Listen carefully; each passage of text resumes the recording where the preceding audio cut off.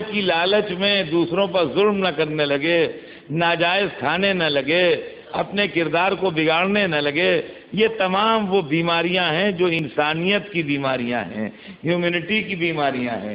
ان بیماریوں کو اچھا کرنے کے واسطے دوا آئی۔ اس دوا کا نام تھا دین، اس دوا کا نام تھا مذہب، اس دوا کا نام تھا اسلام۔ اور عزیزان گرامی، آپ دیکھیے کہ دوائیں جو آتی ہیں وہ اس طریقے سے پیک کی جاتی ہیں، اس طریقے سے بند کی جاتی ہیں، اس طریقے سے ان کو پریزرو کیا جاتا ہے کہ وہ کسی ان ہائیجینک کنڈیشن میں نہ رہیں، ان میں جراثیم شامل نہ ہو جائیں، ان میں گندگی شامل نہ ہو جائے، اس کے اندر کوئی ایسی چیز شامل نہ ہو جائے جو دوا کے مزاج کو بدل دے، جو دوا کی صفت کو بدل دے۔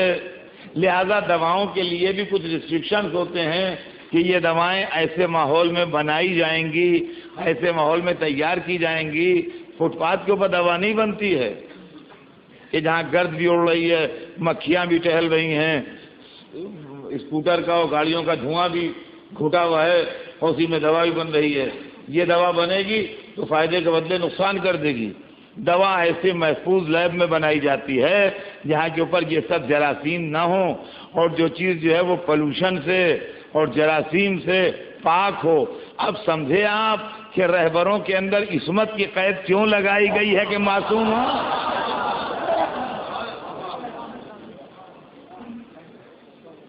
میں چھوٹی چھوٹی مثالوں سے اس لیے بات کرتا ہوں کہ یہ روزمرہ کی زندگی ہے۔ کتابیں ہر ایک نے نہیں پڑھی ہیں، مگر زندگی ہر ایک دیکھتا ہے۔ ایک دفعہ ڈاکٹر انجیکشن لگاتا ہے تو سرنج کو پھینک دیتا ہے، اس لیے پھینک دیتا ہے کہ میرے جو سرنج لگائی گئی اب اس کے بعد وہی آپ کے لگا دی جائے تو ہو سکتا ہے کہ بجائے فائدے کے نقصان پہنچ جائے، لہذا اس کو پھینک دو، ضائع کر دو، بیکار کر دو، اس لیے کہ اس سے فائدہ ہونا چاہیے، آدمی کو نقصان نہیں ہونا چاہیے۔ تو عزیزان گرامی، اللہ کے یہاں جو عدالت کی قید ہے، رہبروں کے یہاں جو عصمت کی قید ہے، جو پاکیزگی کی قید ہے، وہ اسی لیے ہے کہ دین کی پاکیزگی برقرار رہے۔ مذہب کیا ہے؟ مذہب کو بچے سمجھیں، نوجوان سمجھیں۔ میں جتنا میرے بس میں ایزی کر کے سمجھانا ہے اتنا ایزی کر کے میں سمجھا دیتا ہوں، اس کے آگے میری تکلیف ختم ہے، اللہ جانے آپ جانے۔ لیکن یہ کہ کسی ڈیزرٹ میں پانی پہنچانا ہے تو جہاں سے پانی ابل رہا ہے، چشمہ ابل رہا ہے پہاڑی سے کہیں سے، وہاں کے اوپر اگر آپ پانی گلاس میں لیں گے تو اتنا صاف شفاف شیشے کا ایک بہت عمدہ قیمتی گلاس لیجئے، بالکل ٹرانسپیرنٹ، اور اس کے اندر پانی لیجئے، جہاں سے گنگا دریا ہندوستان کا مشہور دریا ہے، جہاں سے یہ پہاڑیوں سے نیچے آ رہا ہے، ابل رہا ہے، وہاں سے آپ پانی لیجئے، کتنا موتی ایسا صاف پانی ہوگا کہ جو آپ کی زندگی اور صحت کا ضامن ہوگا۔ اس لیے کہ پانی حیات کا ضامن ہے۔ قرآن مجید میں اللہ نے فرمایا وَجَعَلْنَا مِنَ الْمَاءِ كُلَّ شَيْءٍ حَيٍّ، ہم نے پانی کے ذریعے ہر شے کو حیات دی۔ تو وہاں پہ آپ پانی لیجئے تو معلوم ہوتا ہے کہ یہ زندگی کا ٹانک ہے، حیات کا ضامن۔ لیکن پھر دریا آگے بڑھتا ہے، شہروں سے گزرتا ہے، میدانوں سے گزرتا ہے، پولوشن ہوتا ہے، جنگلوں سے گزرتا ہے، درختوں کے پتے اس کے اندر شامل ہو جاتے ہیں، شہروں سے گزرتا ہے، شہروں کا گندا پانی اس میں شامل ہو جاتا ہے، کارخانوں کے پاس سے گزرتا ہے، کارخانے والے اپنا پانی دریا میں شامل کر دیتے ہیں، ہوتے ہوتے دریا کے پانی کا رنگ بدل جاتا ہے، مزہ بدل جاتا ہے، صفت بدل جاتی ہے، کیفیت بدل جاتی ہے۔ اب وہی گنگا کا پانی اگر کانپور میں یا بنارس میں یا پٹنے میں آپ گنگا سے بھریں ایک گلاس میں تو آپ ادھر سے ادھر دیکھ نہیں سکتے ہیں، اتنا پانی وہ میلا ہوتا ہے۔ اور ڈاکٹر کہتے ہیں، میں تو ڈاکٹر نہیں ہوں مگر میں نے اخبار میں پڑھا ہے اور سنا ہے جاننے والوں سے، ڈاکٹر کہتے ہیں کہ اس کو ایسے پی نہ لیجیے گا، ورنہ انفیکشن ہو جائے گا، آپ بیمار ہو جائیں گے۔ اگر آپ کو استعمال کرنا ہے تو آپ اس کو بوائل کیجئے، خوب اس کو بوائل کیجئے، اور جب یہ بوائل ہو جائے، پک جائے اچھی طرح سے، تو اس کو ٹھنڈا کر کے کسی برتن میں صاف رکھ کے اس کے بعد آپ اس کو پیجئے تو ٹھیک ہے، ورنہ ایسے ہی اگر آپ استعمال کر لیں گے تو یہ نقصان دہ ہوگا آپ کے واسطے۔ تو معلوم ہوا کہ پانی سبب حیات ضرور ہے، لیکن پانی کے اندر چونکہ ہم نے اتنا اس کو پلوٹڈ کر دیا ہے اور اتنا اس کے اندر دوسری چیزیں ملا دی ہیں کہ اب وہ بنارس میں یا کانپور میں یا پٹنے میں پینے کے قابل نہیں ہے، جب تک کہ اس کو ٹھیک سے صاف نہ کر لیا جائے اور اس کا پولوشن دور نہ کر لیا جائے۔ ایسے ہی اسلام کا چشمہ جہاں سے ابلا تھا وہاں تو زندگی ہی زندگی تھی، حیات ہی حیات تھی، پاکیزگی ہی پاکیزگی تھی، عظمت ہی عظمت تھی، لیکن اب یہ راستہ طے کرنے لگا، اس کے اندر ملوکیت شامل ہو گئی، اس کے اندر سلطنت شامل ہو گئی، اس کے اندر ہوس اقتدار شامل ہو گئی، اس کے اندر جھوٹی حدیثوں کے مردے بہائے جانے لگے۔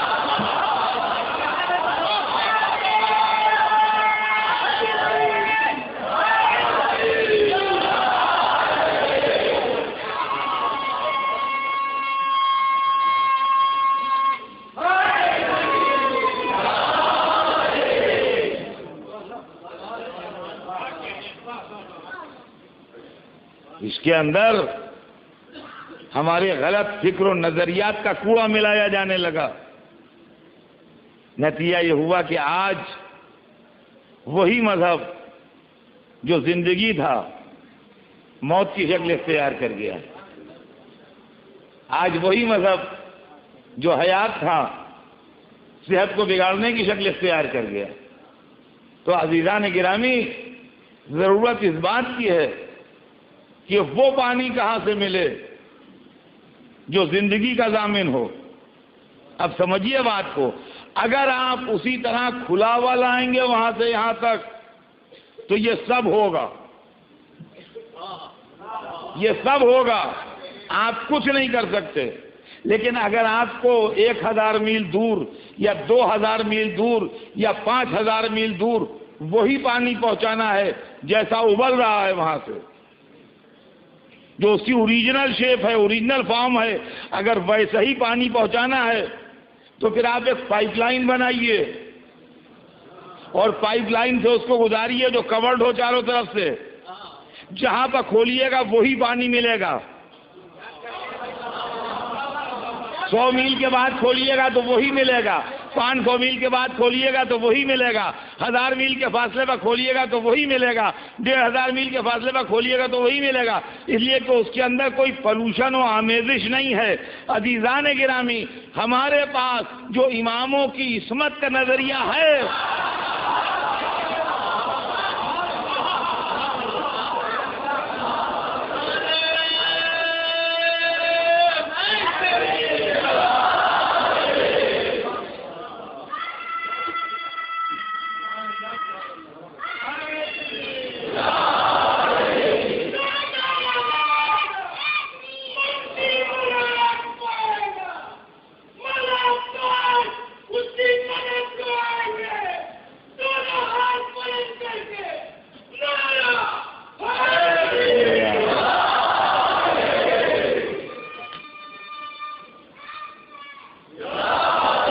عزیزان گرامی، یہ جو عصمت کا تصور ہے جو میں نے پیش کیا آپ کے سامنے، کہ ویسا ہی اسلام ملے، ویسا ہی اسلام ملے تو ویسا ہی پانی ملے جیسا نکلا تھا، تو یہ جو تصور عصمت ہے، یہ جو آیا تطہیر ہے، یہ جو معصوم ہے، یہ عصمت کے ٹیوب میں جو کردار محمد چلتا رہے گا تو جہاں پر دیکھیے گا ویسا ہی ملے گا۔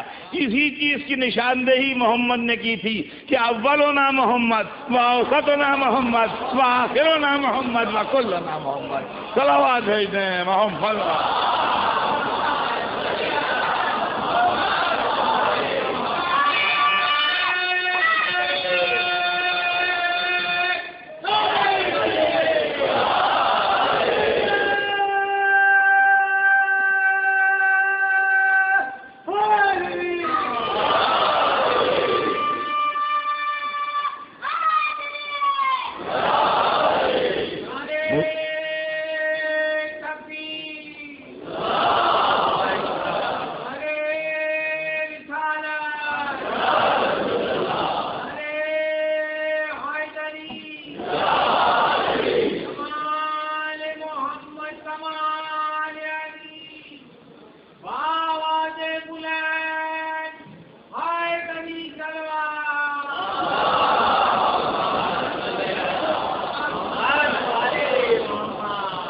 تو عزیزان گرامی، میں جو آپ کی خدمت میں بات عرض کرنا چاہتا ہوں، کوشش یہ کرتا ہوں کہ میری بات آپ تک پہنچ جائے اور بچے جو ہیں وہ اس مسئلے کو سمجھ لیں کہ اسلام میں بہت سی چیزیں، بہت سے نظریات، بہت سی تھنکنگ ہماری آپ کی شامل ہو گئی.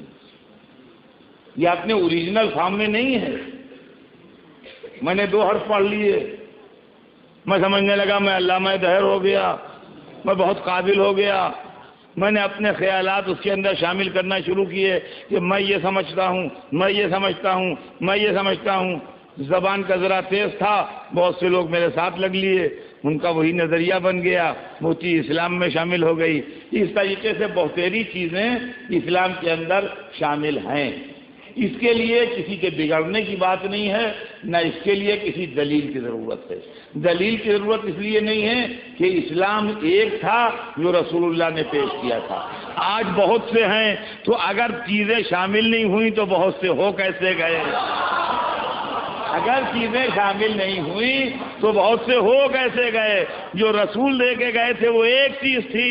آج ہمارے پاس ڈفرینٹ نظریات ہیں، مختلف خیالات ہیں. تو مختلف خیالات کیسے ہیں؟ یا تو کہ یہ رسول ہی الگ الگ باتیں بتا کے معاذ اللہ کہتے، تو ایسا تو نہیں ہے. قرآن ایک ہے، انٹرپریٹیشن بہت سے ہیں. قرآن ایک ہی ہے، قرآن 2 نہیں ہے. الحمدللہ یہ بڑی خوشی کی بات ہے اور یہ بڑے اطمینان کی بات ہے کہ پورے عالم اسلام میں قرآن ایک ہے. لیکن قرآن ایک ہے، قرآن کے انٹرپریٹیشن ایک نہیں ہے. قرآن ایک ہے، قرآن کی تفسیر جو ہے وہ ایک نہیں. اس کو ہر پڑھا لکھا آدمی جانتا ہے اور اس کے اندر کوئی جھگڑے یا کوئی اختلاف کی بات بھی نہیں ہے اور کسی ثبوت دینے یا دلیل دینے کی ضرورت بھی نہیں ہے کہ میں آپ کا خواہ ٹائم ویسٹ کروں. تو انٹرپریٹیشن قرآن کا کون کرے؟ قرآن کی وضاحت کون کرے؟ اسلام کی جو تھیوریز ہیں ان کو ایکسپلین کون کرے؟ شریعت جو ہے اس کو کون بتائے؟ اتنے بیٹھے ہوئے ہیں ماشاءاللہ یہاں، ہر ایک مسلمان ہے تو ہر ایک کو حق ہے اسلام کے معاملے میں بولنے کا. لیکن جب اتنے مل کے بولیں گے تو بات ایک نہیں رہے گی. کیا آپ سمجھ لیجئے، جب اتنے مل کے بولیں گے تو بات ایک نہیں رہے گی. ہر ایک کی فکر الگ ہے، ہر ایک کا ذہن الگ ہے، ہر ایک کی تھنکنگ الگ ہے، ہر ایک کی آئیڈیالوجی الگ ہے، ہر ایک کا بیک گراؤنڈ الگ ہے، ہر ایک کا پس منظر الگ ہے، ہر چیز الگ الگ ہے.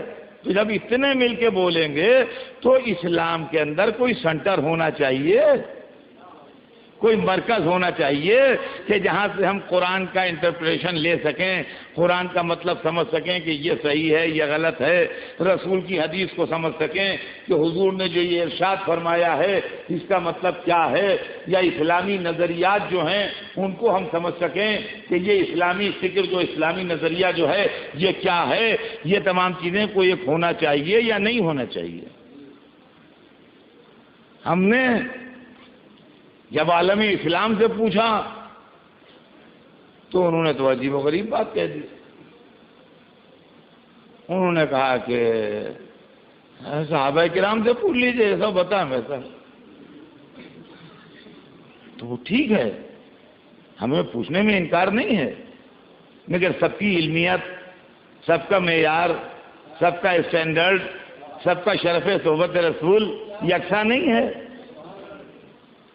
تو نتیجہ یہ ہوگا کہ لوگ اپنی اپنی علم کے مطابق، اپنی اپنی عقل کے مطابق، اپنی اپنی فکر کے مطابق لوگوں کو بتائیں گے. تو ہم یہ نہیں کہتے کہ کسی بری نیت سے بتائیں گے، لیکن ہم تک جو باتیں آئیں گی وہ ایک نہیں آئیں گی، بدل جائیں گی، اور پھر ہمارے دماغ کے خیالات اس میں مل کے اس کو اور بدلتے چلے جائیں گے، تو اسلام ایک نہیں رہے گا. تو کیا رسول اللہ نے یا اللہ نے کوئی ایک ایسا مرکز بنایا ہے کہ جہاں سے ہم ایک اسلام لیں؟ تو عزیزان گرامی، جو اسلام لایا تھا اور جس کے ذریعے ہم کو قرآن ملا تھا اور جس کے ذریعے ہمیں دین ملا تھا اور جس کے ذریعے وہ شریعت ملی تھی جس کو مان کے ہم اپنے کو مسلمان کہتے ہیں، جب وہ جانے لگا تو ہم کو بے سہارا چھوڑ کے نہیں گیا. دیکھیے، ہر نبی جب جانے لگا، توجہ سنیے گا، ہر نبی جب جانے لگا تو یہ کہہ کے گیا کہ میرے بعد دوسرا نبی آ رہا ہے. ہر نبی جب جانے لگا تو یہ کہہ کے گیا کہ میرے پیچھے دوسرا نبی آ رہا ہے،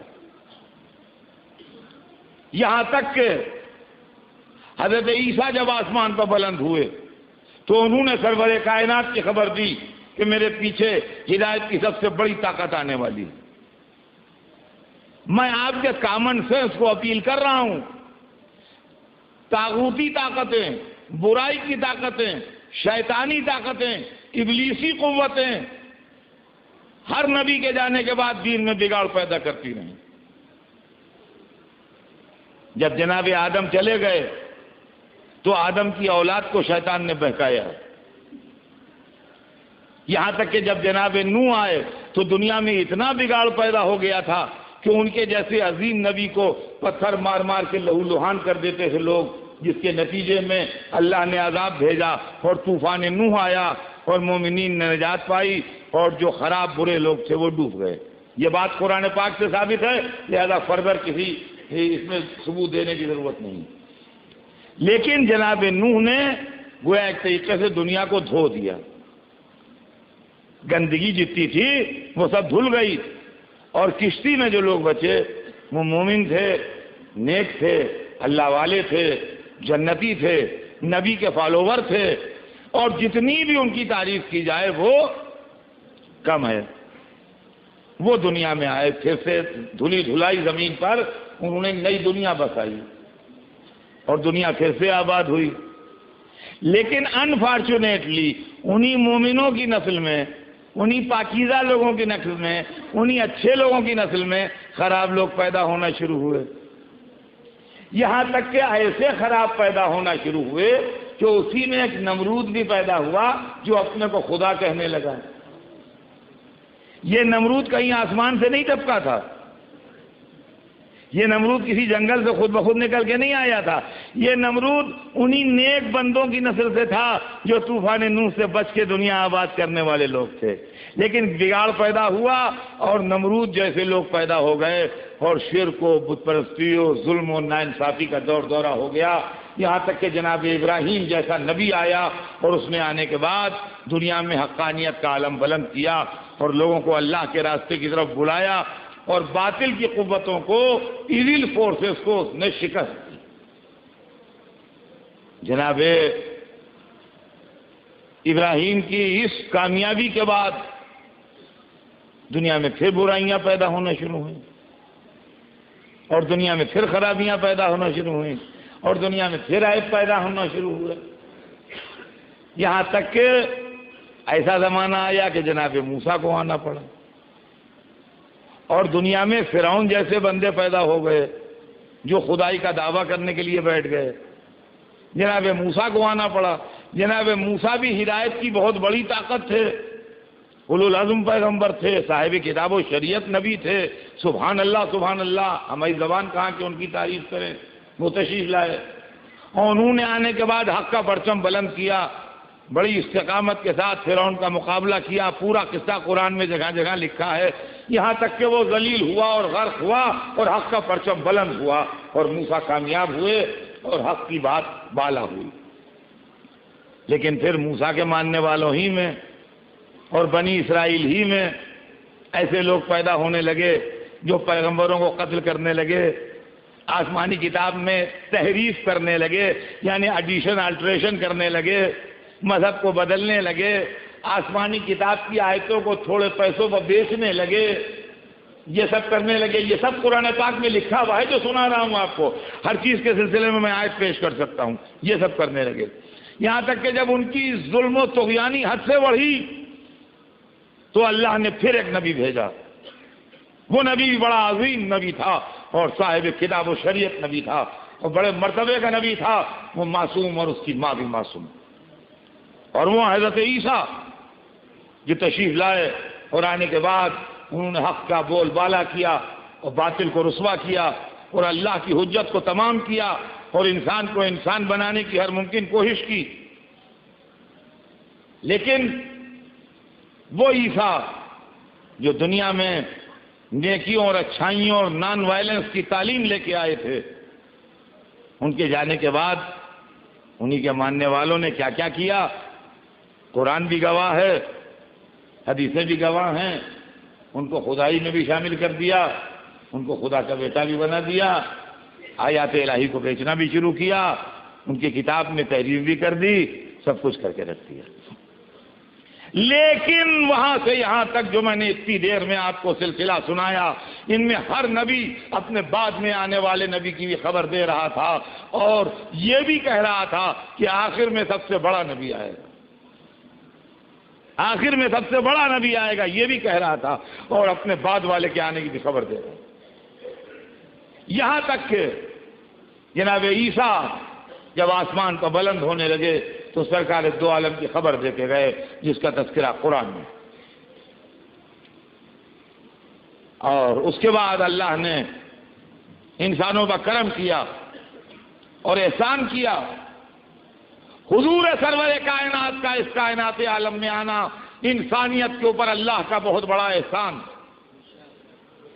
اور قرآن مجید اللہ نے ہم پر کروڑوں اربوں، ہماری گنتی نہیں ہے، گنتی فیل ہو جائے گی کہ خدا کے کتنے احسان ہیں ہم پر، گنتی ساتھ نہیں دے سکتی اگر ہم اللہ کے احسانات گننا چاہیں۔ اس لیے کہ قرآن کہتا ہے کہ توجہ نعمت اللہ، اگر تم اللہ کی نعمتوں گننا چاہو تو تم اس کا احسان نہیں کر سکے، ان کو گن نہیں سکتے۔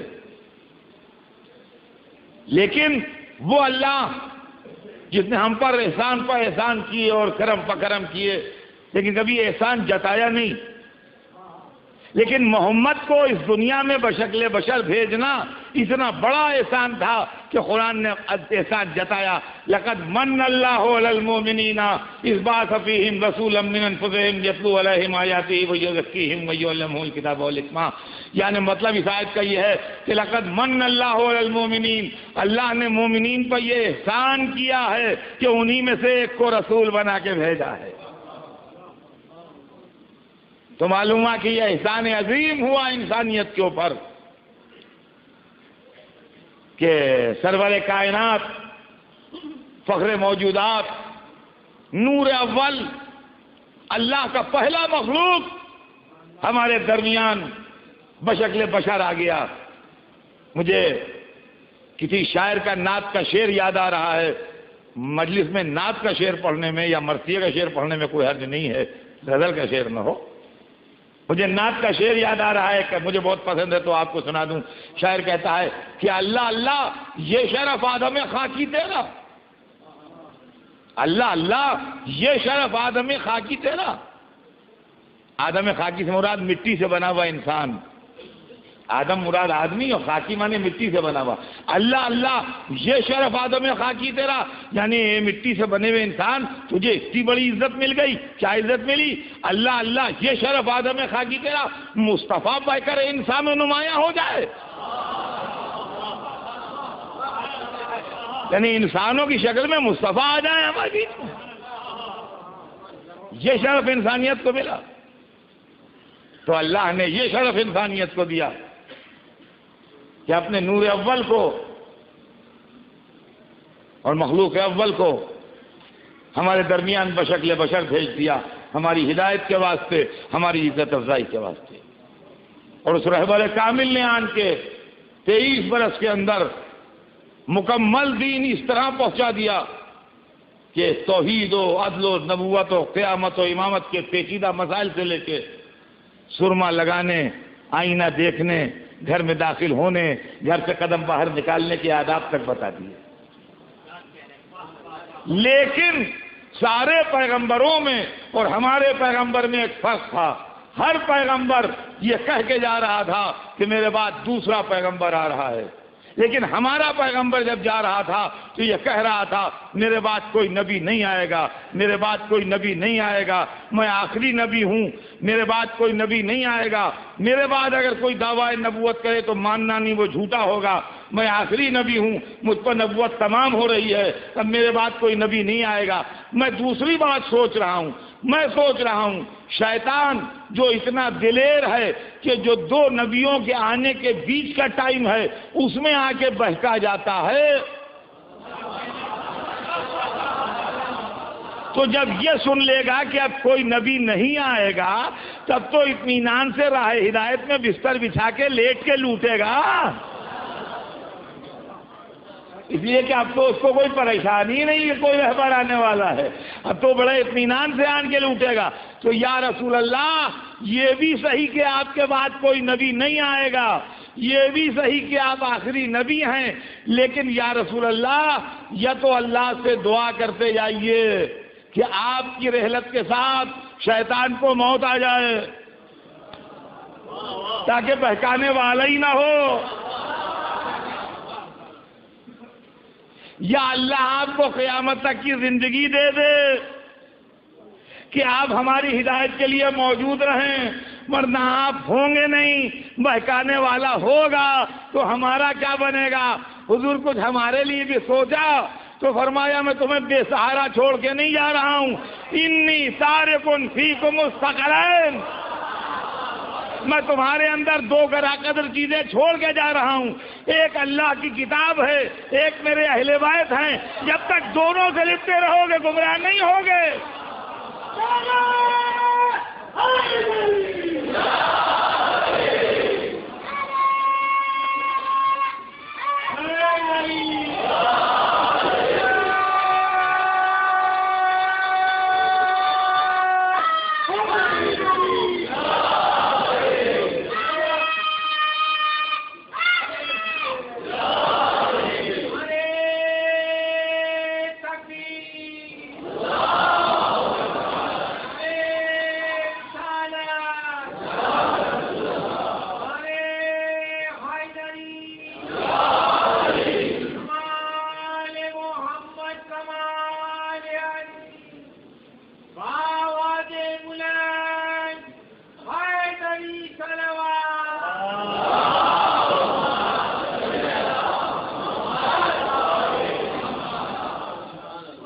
تو سرور کائنات حوالے کر کے گئے کہ میں جا رہا ہوں مگر تمہیں بے سہارا چھوڑ کے نہیں جا رہا ہوں، قرآن چھوڑ کے جا رہا ہوں جو قیامت تک تمہارے درمیان رہے گا۔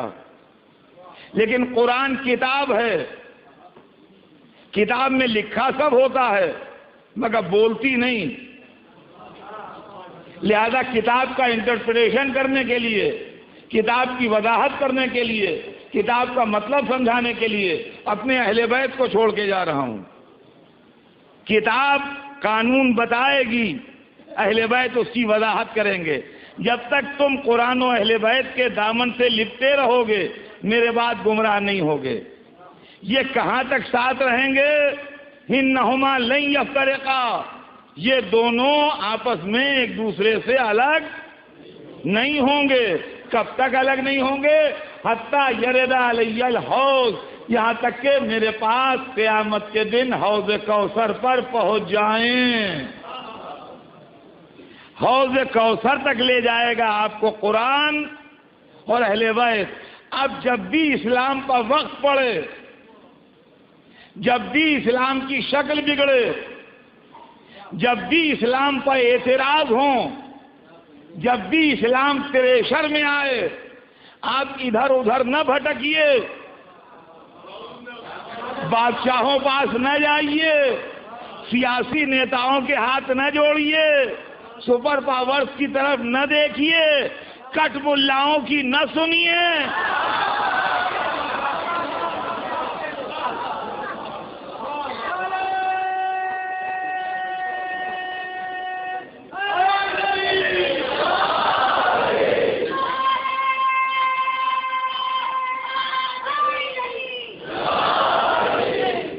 یہ دیکھیے کہ قرآن نے کیا کہا ہے اور یہ دیکھیے کہ اہل بیت نے کیا کہا ہے۔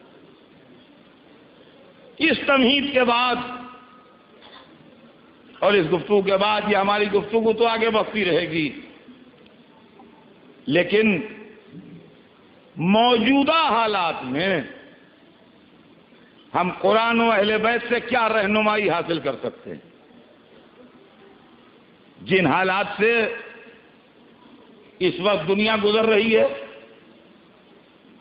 خاص طور سے جن حالات سے ملت مسلمہ گزر رہی ہے، جو خطرے ہیں، جو اندیشے ہیں، جو دہشتیں ہیں، جو پریشانیاں ہیں، ان کے لیے کوئی گائیڈ لائن اسلام نے دی ہے؟ اس کے لیے کوئی گائیڈ لائن قرآن میں ہے؟ اس کے لیے کوئی رہنمائی اہل بیت کی سیرت میں ہے؟ اگر ہے تو اس کو سامنے آنا چاہیے، تاکہ کوئی مانے یا نہ مانے، کوئی سمجھے یا نہ سمجھے، وہ بچے جو قرآن و اہل بیت سے عقیدت رکھتے ہیں ان کی سمجھ میں تو آ جائے کہ اصلیت کیا ہے اور صحیح کیا ہے اور غلط کیا ہے۔ میں اکثر لوگ سوچتے ہوں گے کہ ایک ہی بات بار بار ریپیٹ کرتے ہیں، مگر میں اس لیے ریپیٹ کرتا ہوں کہ اس کی اہمیت آپ کی سمجھ میں آئے کہ ہمیں سب سے زیادہ فکر اپنے نوجوانوں کے سلسلے میں ہے،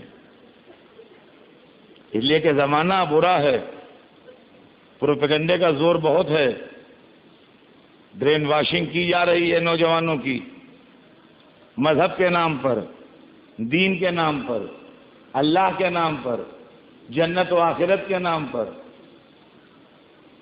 سمجھے آپ؟ لہذا ہمارا فرض یہ ہے کہ جتنا ہم بچا سکتے ہوں اتنا تو بچا لیں۔ ٹھیک ہے، اگر ہمارا کوئی پڑوسی ہماری بات سن کے متاثر ہوتا ہے اچھی بات ہے، اگر ہمارا کوئی دوست ہماری بات سن کے متاثر ہوتا ہے بہت اچھی بات ہے، لیکن اگر کوئی نہیں سنتا ہے اور کوئی متاثر نہیں ہوتا ہے تو ہم کہا ہمارے اپنے بچے جو مجلس حسین سننے کے لیے آتے ہیں یا انٹرنیٹ کے اوپر یا ویڈیو پر اپنی اپنی جگہ مجلس ہماری سنتے ہیں، کم از کم ان کے کانوں تک تو بات پہنچ جائے کہ کیا ہے۔ آج دنیا میں جو دہشت گردی ہو رہی ہے اور جو زیادتی ہو رہی ہے اور جو گڑبڑیں ہو رہی ہیں ان کے لیے ایک ایکسکیوز پیش کیا جاتا ہے، اور وہ ایکسکیوز یہ ہے کہ جن کے ساتھ ظلم ہوگا، جن کے ساتھ زیادتی ہوگی، جو مارے جائیں گے، جن کے گھر جلیں گے، پھر وہ یہ سب تو کریں گے، پھر یہ نہیں ہوگا تو کیا ہوگا؟ تو غور طلب بات یہ ہے کہ ہم قرآن کی روشنی میں، اہل بیت کی روشنی میں اس مسئلے کو سمجھنے کی کوشش کریں، اسلامی تعلیمات کی روشنی میں یہ معاملہ کیا ہے۔ دیکھیے میں جو کہہ رہا ہوں، ایک بات تو یہ کہ جتنا کہہ رہا ہوں اتنے کا ذمہ دار ہوں، اس کے آگے پیچھے کا ذمہ دار میں نہیں ہوں کہ میری طرف سے کوئی صاحب کچھ اس کا انٹرپریٹیشن فرما دیں۔ میری تقریر محفوظ ہے، ریکارڈ ہے، میں اتنے کا ذمہ دار ہوں۔ عزیزان گرامی، دنیا میں بہت سی غلط باتیں رائج تھیں، اسلام جب آیا تو اس نے ان کی اصلاح کی، ان کو ٹھیک کیا۔ جو بالکل غلط تھیں ان کو بالکل کاٹ دیا، جو کچھ غلط تھی کچھ ٹھیک تھی ان کے اندر جتنا غلط پورشن تھا وہ نکال دیا، جتنا صحیح پورشن تھا وہ رہنے دیا۔ سمجھے آپ؟ اس میں ایک چیز تھی بدلہ، ریونج، انتقام۔ اگر کسی نے ہمارے ساتھ ظلم کیا ہے تو ہم بھی اس کو ستائیں گے، اگر کسی نے ہم کو مارا ہے تو ہم بھی اس کو ماریں گے، اگر کسی نے ہمارے ساتھ زیادتی کی ہے تو ہم بھی اس کو بدلہ لیں گے، ریونج لیں گے، انتقام لیں گے۔ انسانی فطرت کے لحاظ سے انتقام اور بدلے کو بالکل اگنور نہیں کیا جا سکتا، ہیومن نیچر کے خلاف ہے کہ کوئی آن کے مجھے دو تماچے مار دے اور میں خاموش رہوں، یا اور بات ہے کہ حالات کا دباؤ مجھے بولنے نہ دے، یا میری کمزوری مجھے بولنے نہ دے، یا اس کی طاقت اور اس کا جتھا مجھے بولنے نہ دے، مگر غصہ تو مجھے آئے۔ تو اس کا مطلب یہ ہے کہ انسان اپنی فطرت میں جذبہ انتقام لیے ہے، ریونج والی اسپرٹ اس کے اندر ہے۔ لیکن پری اسلامک ٹائم میں جو ٹرائبل ریونج تھا اس کو اسلام ایکسپٹ نہیں کرتا. قبائلی انتقام یا ٹرائبل ریونج یہ تھا کہ آپ کے قبیلے نے ہمارے قبیلے کا ایک آدمی مار دیا ہے، ہم بھی آپ کے قبیلے کا ایک آدمی ماریں گے. آپ کے قبیلے والوں نے ہمارے قبیلے کا ایک آدمی مار دیا ہے، ہم بھی آپ کے قبیلے کا ایک آدمی مار کے اس کا بدلہ لیں گے. اس سے انہیں بحث نہیں تھی کہ وہ آدمی کون ہے. ہو سکتا ہے وہ قبیلے کا سب سے اچھا آدمی ہو، سب سے نیک آدمی ہو، سب سے شریف آدمی ہو، سب سے معقول آدمی ہو. ان کو اس کی نیکی یا شرافت یا معقولیت یا اچھائی سے کوئی بحث نہیں ہے. وہ ایک بات جانتے ہیں کہ ہمارا آدمی مارا گیا ہے، ہم بھی ماریں گے. اسلام نے اس انتقام کو اور اس ریونج کو ریجیکٹ کر دیا، نامنظور کر دیا. کہا یہ ریونج اور یہ انتقام ہمیں پسند نہیں. اگر تمہارے قبیلے کے آدمی کو کسی شخص نے مارا ہے تو انتقام ضرور لو، مگر اسی سے لو جس نے قتل کیا ہے. اسی سے انتقام لو جس نے قتل کیا ہے، اس کے علاوہ کسی سے انتقام نہ لو. اگر میں قاتل ہوں تو میں قتل کیا جاؤں، لیکن میرے بدلے میرا بھائی قتل کیا جائے یا میرا بیٹا قتل کیا جائے یا میرا دوست قتل کیا جائے یا میرا ہم وطن یا ہم مذہب قتل کیا جائے، اس کو اسلام پسند نہیں کرتا، اس کو منع کرتا ہے. اسلام قاتل کے قتل کرنے کا ہم نوا تو ہے، مگر بے گناہ کے قتل کو اسلام بالکل قبول نہیں کرتا.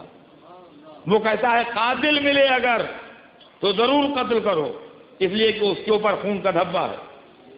لیکن اگر قاتل نہیں ملتا تو اپنے ہاتھ کو انتقام سے روکے رہو. ہرگز دوسرے کو بے گناہ کو قتل نہ کرنا. اسلام بے گناہوں کے خون بہانے کا سب سے زیادہ مخالف ہے. اب سنیے قرآن کیا کہتا ہے اور سیرت اہل بیت کیا کہتی ہے. یہ تو فلسفی ہے اسلام کی جو میں نے آپ کے سامنے دہرائی. اب یہ سپورٹ کر رہا ہے قرآن اس کو. قرآن میں بار بار ارشاد ہوا، ایک جگہ نہیں کئی جگہ یہ آیت قرآن میں ہے کہ لا یعذر وازرۃ وزر اخری. ایک آدمی دوسرے آدمی کے کیے کا بوجھ نہیں اٹھائے گا. جو میں نے کیا ہے اس کا ذمہ دار میں ہوں، آپ میرے کیے کا بوجھ نہیں اٹھائیں گے. قرآن نے بار بار اس آیت کو ریپیٹ کر کے یہ واضح کر دیا ہے کہ ظالم اپنے کیے کی سزا پائے گا، لیکن ظالم کے کیے کی سزا دوسرا آدمی نہیں پائے گا.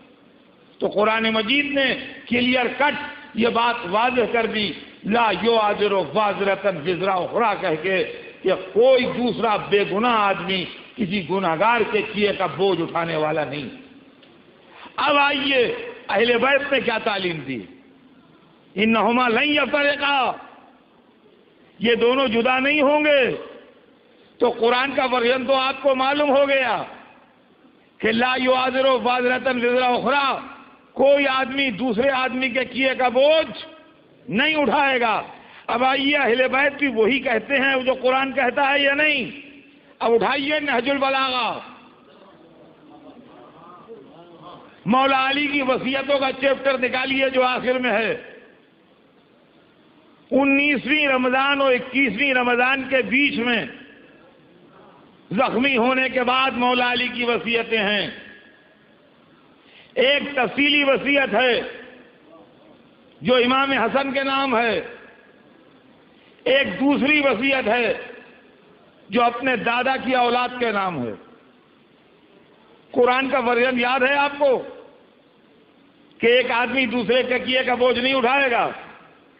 علی اپنی شہادت سے ایک دن پہلے وصیت کرتے ہوئے لکھتے ہیں کہ اے بنی عبد المطلب، بنی عبد المطلب کون ہیں؟ علی کے دادا کی اولاد. عبد المطلب علی کے دادا کا نام تھا. اے بنی عبد المطلب، اگر میں اس زخم سے نہ بچ پاؤں تو خبردار میرے بعد تلوار لے کے یہ کہتے ہوئے کہ امیر المومنین شہید ہو گئے، بے گناہوں پر ٹوٹ نہ پڑنا،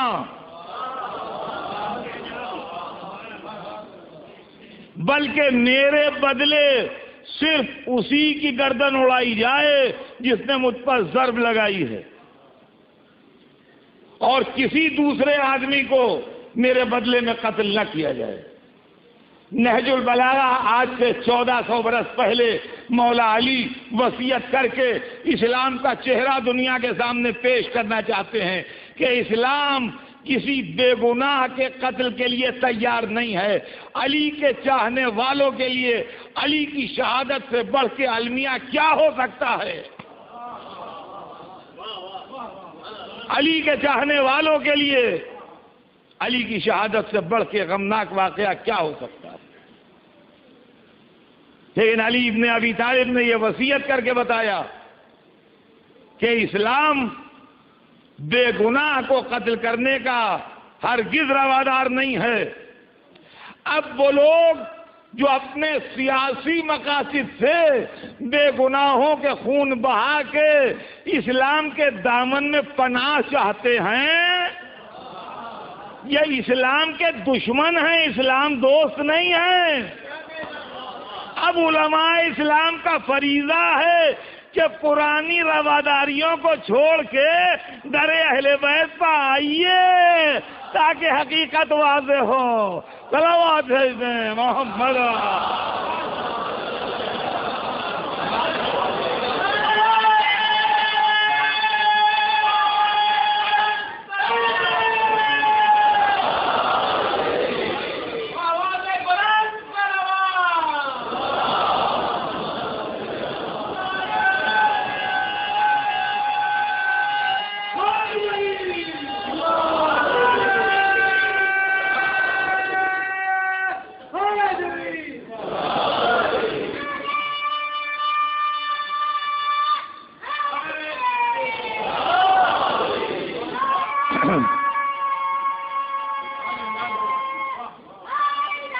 انشاءاللہ بات کل آگے بڑھے گی اور میں آپ کو اس سلسلے میں اور بہت کچھ عرض کرنا ہے مجھے، لیکن میں چاہتا ہوں کہ بات صاف صاف ہو تاکہ مسائل جو ہیں وہ لوگوں کے ذہن میں کلیئر ہو جائیں بالکل، کہ اسلام کی تعلیمات کیا ہے، قرآن کی تعلیمات کیا ہیں، اہل بیت کی ٹیچنگ کیا ہے.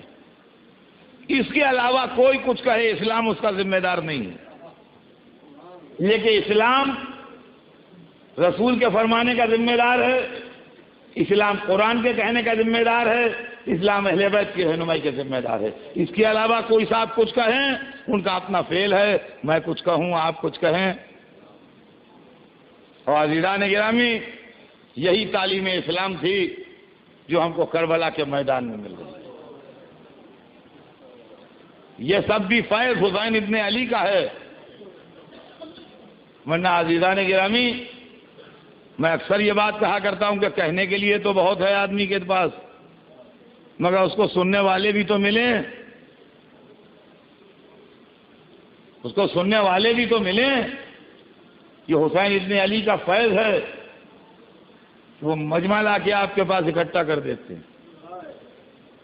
کیا اگر تمہارا دل چاہے تو ہمارا پیغام سنا دو تاکہ اسلام کو اس کا فیض پہنچے، ہماری جانیں نثار ہو جائیں. کل جو اکیلا تھا، کل جو تنہا تھا، کل جس کے ساتھ بہت تھوڑے لوگ تھے، آج ایسا لگتا ہے جیسے ساری دنیا پر اسی کی حکومت. شہروں میں حسین حسین ہو رہا ہے، مجلسوں میں حسین حسین ہو رہا ہے، ہر جگہ عزاداری ہے، ہر جگہ ماتم ہے، ہر جگہ سوگواری ہے، ہر جگہ حسین کا غم منایا جا رہا ہے. میرے ایک دوست نے فرمائش کی، اور یہی زمانہ ہے بے شک، ٹھیک فرمائش کی. روایت بتاتی ہے تو حسین کے ایک چاہنے والے تھے حبیب ابن مظاہر، حسین کے بچپن کے دوست تھے، پرانے فدائی تھے، کوفے میں رہتے تھے۔ ایک طرف حسین مجمع کو ہٹا رہے تھے، دوسری طرف جہاں جہاں جوہر ایمان چمک رہے تھے ان کو بلا رہے تھے۔ حبیب کو یہ عزت حاصل ہے کہ جن حسین نے خود میں پڑھ پڑھ کے لوگوں کو اپنے پاس سے ہٹایا ہے، خط لکھ کے حبیب کو بلایا، حبیب کو خط بھیجا، خط میں لکھا تھا یہ خط ہے حسین ابن علی کی طرف سے مرد فقیہ حبیب ابن مظاہر کی طرف، اور اس کے بعد نصرت کی دعوت دی تھی۔ حبیب کے متعلق تاریخ میں لکھا ہے کہ حالات خراب تھے، کوفے کا رنگ بگڑا ہوا تھا، اپنے غلام کو گھوڑا دے کے بھیجا اور اب اس طرح چلے جیسے کھیتی باڑی پر جایا کرتے تھے۔ تو کہا شہر سے باہر کھلا جگہ جا کے تم میرا انتظار کرنا۔ چھپتے چھپاتے راستے بدلتے ادھر سے ادھر سے ہوتے ہوئے جب وہاں پہنچے تو دیر ہو گئی تھی کچھ، دیوار کے درخت کے پیچھے چھپ گئے، دیکھنے کے لیے کوئی دیکھ تو نہیں رہا، تو دیکھ تو کوئی نہیں رہا تھا، مگر غلام یہ کہہ رہا تھا کہ گھوڑے گھبرا نہیں، اگر میرا آقا مجبور ہو گیا کسی وجہ سے تو میں سوار ہو کے نصرت حسین کے لیے چلوں گا۔ دل بھر آیا، رونے لگے، کہا یا ابا عبداللہ اب یہ وقت آ گیا کہ غلام آپ کی نصرت کی تمنا۔ سامنے آئے، کہا مجھے نہیں معلوم تھا کہ تو اتنا حسین کو چاہتا ہے، میرے دل میں یہ خیال نہیں تھا کہ تو اتنا محب حسین ہے۔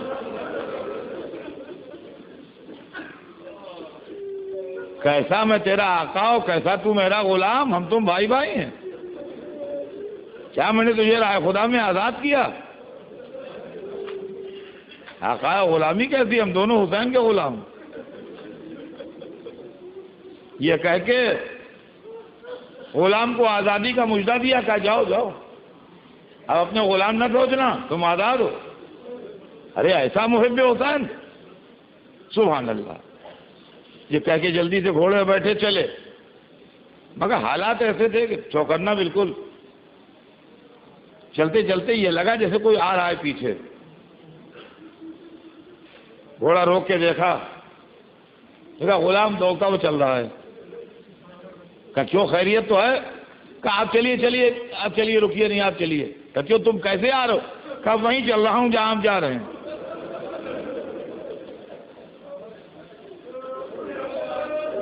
وہیں چل رہا ہوں جہاں آپ جا رہے ہیں۔ اب تو آزاد بھی ہو گیا نا، اب کیا ہے، میں بھی جا رہا ہوں نصرت کے لیے۔ پھر روئے، کہا واہ بھائی، اب یہ کیسے ہو سکتا ہے کہ ہم تم اس طرح جائیں کہ تم پیدل چلو ہم سواری پہ چلیں، اور اسی گھوڑے پہ بیٹھو آہستہ چلیں گے کہ جانور کو تکلیف نہ ہو، تھوڑی تھوڑی دور میں ٹھہرتے رہیں گے کہ رہوار تازہ دم رہے، مگر یہ نہیں ہوگا کہ ہم سوار ہو کے جائیں تم پیدل جاؤ۔ اس کو اپنے پیچھے بٹھا لیا، سواری کو آہستہ چلایا، کسی نہ کسی طرح خدمت حسین میں پہنچ گئے۔ ادھر ایسا لگا جیسے حسین کسی کا انتظار کر رہے تھے۔ کہا میرے دوست آجا۔ ادھر خیمے میں خبر گئی تو اندر سے کنید آئی، کہا فضا آئی، کہا حبیب مبارک ہو۔ کہا کیا؟ کہا جنت کی شہزادی نے تمہیں سلام کہلوایا ہے، علی و فاطمہ کی بیٹی زینب کبریٰ نے سلام کہلوایا ہے۔ حبیب زمین پر گر کے لوٹنے لگے، سر پر خاک ڈالی، ارے میں اس قابل کے جناب زینب مجھے سلام کہلوائیں۔ ارے کہاں زینب کبریٰ، کہاں میں؟ لیکن جب حبیب نے اپنی جان دے دی تو حسین روتے ہوئے لاشے پہ آئے۔ حبیب سے کہا بھیا حبیب جاؤ، میں کہوں گا مولا یہ امتحان ظہر تھا، کہ حبیب کے لاشیں وہاں آئے، عصر کے بعد کبھی عباس کے لاشیں وہاں آئے، کبھی علی اکبر کے جنازے وہاں